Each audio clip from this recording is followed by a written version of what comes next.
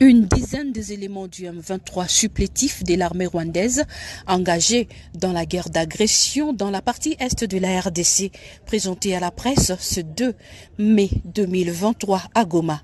Parmi eux, ceux qui ont attaqué dernièrement la force régionale de l'EAC en territoire de Massissi, renseigne le porte-parole des forces armées de la République démocratique du Congo au Nord Kivu. Ces éléments M23 supplétifs de l'armée rwandaise qui, malgré le déploiement de l'East African Community Regional Force, les M23 et leurs parents de l'armée rwandaise ont attaqué dans le profondeur de Mushaki les contingents burundais. Informés de la situation, les forces armées de la République démocratique du Congo les a neutralisés. Et je tiens d'ailleurs à vous présenter quelques-uns qui font partie des éléments des forces armées de la République démocratique du Congo qui ont fait défection au sein de l'armée loyaliste pour se trouver de l'autre côté. Et nous avons mis la main et nous avons repris les armes.